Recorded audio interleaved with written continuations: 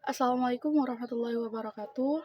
Sebelumnya perkenalkan nama saya Husnul Khotimah, NIM 240410600125, kelas PGMI 5. Di video ini saya akan menjelaskan materi yang sudah saya pelajari di semester ini, yaitu saya akan menjelaskan materi tentang analisis butir soal. Langsung saja kita ke videonya. Dalam dunia pendidikan, evaluasi hasil belajar itu memegang peranan yang sangat penting untuk mengukur pencapaian kompetensi peserta didik. Salah satu alat evaluasi yang paling umum digunakan adalah soal atau tes. Kualitas soal yang baik sangat menentukan validitas dan reliabilitas hasil evaluasi tersebut. Oleh karena itu, analisis butir soal menjadi langkah yang paling penting dalam proses pengembangan dan penyempurnaan instrumen evaluasi pembelajaran. Di dalam kegiatan evaluasi pembelajaran, salah satu yang harus dipastikan oleh para pendidik adalah kualitas tes, kualitas instrumen penilaian, atau kualitas butir soal sebelum diberikan kepada para peserta didik. Mereka harus memastikan bahwa tes tersebut layak dan sinkron dengan capaian pembelajaran yang diharapkan atau ditargetkan sesuai dengan kemampuan para peserta didik. Oleh karena itu, perlu dilakukan analisis terhadap tiap butir tes atau soal untuk mengetahui seberapa baik kualitas tes yang sudah dipersiapkan. Suatu tes harus memiliki setidaknya 3 kriteria yang meliputi validitas, reliabilitas, dan kepraktisan. Validitas mengacu pada sejauh mana tes tersebut mampu mengukur apa yang seharusnya diukur berdasarkan tujuan pembelajaran dan kompetensi yang ingin dicapai. Sedangkan reliabilitas itu mengacu pada konsistensi atau ketergantungan skor yang diperoleh. Lalu kepraktisan secara luas dapat diartikan sebagai anggaran operasional, batasan waktu, pelaksanaan, dan sistem penilaian. Adapun pengertian dari analisis butir soal, jadi analisis butir soal itu adalah proses sistematis untuk menilai kualitas setiap soal dalam tes atau ujian dengan tujuan untuk memastikan bahwa soal tersebut valid dan dapat dipercaya dalam mengukur kemampuan peserta didik. Dalam artian sederhana, analisis butir soal adalah penilaian pada soal yang dievaluasi guna mengukur mutu. Analisis butir soal bertujuan untuk memperoleh soal yang bermutu. Maksud dari soal bermutu ini adalah soal yang dapat memberikan informasi setepat-tepatnya tentang kemampuan peserta didik. Agar benar-benar diperoleh tes yang berkualitas, guru perlu melakukan analisis butir soal atau item analisis. Kegiatan guru tersebut merupakan proses mengumpulkan, meringkas, dan menggunakan informasi berdasarkan jawaban peserta didik untuk membuat keputusan tentang penilaian belajar peserta didik. Adapun teknik dalam analisis butir soal, yaitu yang pertama ada analisis butir soal kualitatif, dan yang kedua itu analisis butir soal kuantitatif. Yang pertama yaitu analisis kualitatif. Nah, analisis kualitatif merupakan teknik analisis yang menggunakan teknik non-numerik atau berdasarkan menelaah seluruh soal bukan berdasarkan jawaban siswa.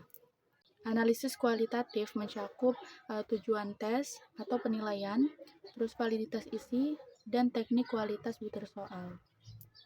Analisis butir soal secara kualitatif juga disebut sebagai validitas logis, karena analisis ini dilakukan dengan cara menelaah seluruh soal sehingga analisis itu memiliki validitas isi baik sebelum tes maupun sesudah tes. Butir soal ini ditelaah menggunakan teknik kualitatif yaitu berdasarkan kualitas materi, konstruksi butir soal, dan bahasa. Pada prinsipnya, analisis butir soal secara kualitatif dilaksanakan berdasarkan kaidah penulisan soal, tes tertulis, perbuatan atau sikap, dan juga penelaahan ini biasanya dilakukan sebelum soal digunakan atau diujikan. Lalu yang kedua yaitu analisis kuantitatif. Nah, di sini analisis kuantitatif merupakan teknik yang menggunakan teknik numerik atau berdasarkan jawaban peserta didik seperti tingkat kesukaran butir soal, tingkat daya pembeda, dan juga ada efektivitas pengecoh atau distraktor. Adapun maksud dari tingkat kesukaran adalah dilihat dari seberapa mudah atau sulitnya soal tersebut, yaitu dihitung dari proporsi peserta didik menjawab yang benar. Lalu daya pembeda, maksudnya yaitu kemampuan soal membedakan peserta didik yang berkemampuan tinggi dan rendah menggunakan kelompok atas dan bawah. Selanjutnya, distraktor atau pengecoh, yaitu pilihan jawaban yang salah dalam soal pilihan ganda yang dirancang untuk mengecoh peserta didik, khususnya mereka yang kurang memahami materi. Distraktor yang baik itu dipilih minimal 5% oleh peserta didik dan tersebar merata di antara yang salah. Analisis butir soal sangat terkait dengan praktik pendidikan karena memastikan instrumen evaluasi itu berkualitas, sehingga guru dapat menilai hasil belajar peserta didik secara akurat dan menyesuaikan strategi pengajaran. Hubungan ini terlihat pada peningkatan efektivitas RPP, diagnosis kelemahan peserta didik, dan pembangunan bank soal berkelanjutan di madrasah atau sekolah Islam. Analisis butir soal mendukung siklus pembelajaran melalui yang pertama itu penyusunan soal, kedua uji coba, kemudian analisis tingkat kesukaran, daya pembeda, dan distraktor atau pengecoh, kemudian itu keempat itu ada revisi, dan yang terakhir itu menerapkan kembali atau menerapkan ulang. Guru madrasah bisa menggunakan hasilnya itu untuk mengidentifikasi materi yang sulit atau tingkat kesukaran yang tinggi, lalu membedakan siswa yang berprestasi yaitu daya pembeda yang baik, dan perbaiki pengecoh agar tes itu lebih objektif. Adapun contoh penerapan di madrasah yaitu guru PGMI memberi tes tahfiz Al-Quran berupa 40 soal pilihan ganda. Nah, di sini kita menganalisis temukan 10 soal distraktor yang lemah, lalu merevisi dan mengadakan tes berikutnya yang lebih reliable. Terus hasilnya itu siswa yang lemah bisa melakukan atau dapat remedial dan juga guru menyesuaikan kembali metode hafalan agar praktik pendidikannya itu lebih efektif. Nah, bisa juga melalui langkah misalnya guru mengurutkan skor siswa itu dari yang tertinggi sampai yang terendah, yaitu ambil misalnya 27 kelompok yang teratas atau prestasi tinggi dan juga misalnya 27 yang kelompok bawah atau yang rendah, lalu menganalisis soal misalnya nomor 5 contoh ayat Al-Fatihah ketiga itu artinya apa. Nah, itu di analisis soalnya. Adapun manfaat dan tantangan utamanya dalam penerapan analisis butir soal ini yaitu mencakup peningkatan mutu instrumen tes agar valid dan reliable, terus juga diagnosis kelemahan peserta didik agar dapat melaksanakan remed atau remedial, serta pembangunan bank soal yang berkualitas di madrasah. Lalu tantangan utamanya yaitu terdapat di waktu dan skill hitung manual yang lama, serta sampel kecil yang kurang representatif untuk generalisasi.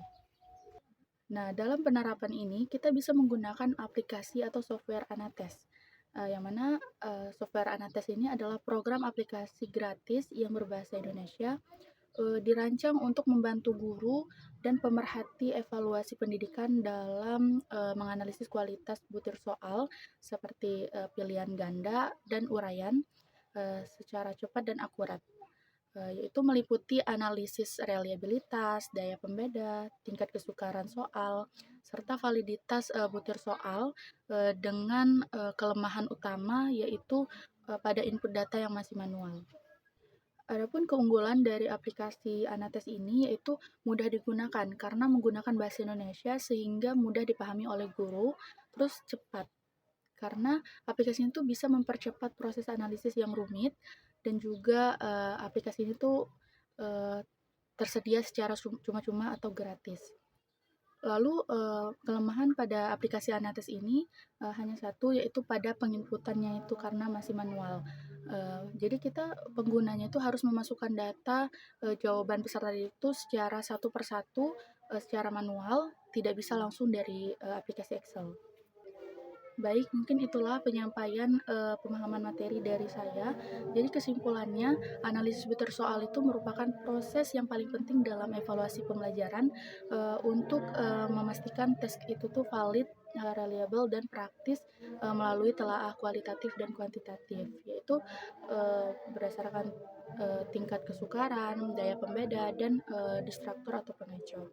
Nah, penerapannya di madrasah itu, tujuannya untuk meningkatkan mutu pengajaran, kita mengetahui diagnosis kelemahan, peserta didik, dan, kita bisa membuat bank soal berkelanjutan meski, menghadapi tantangan waktu dan, kurangnya skill.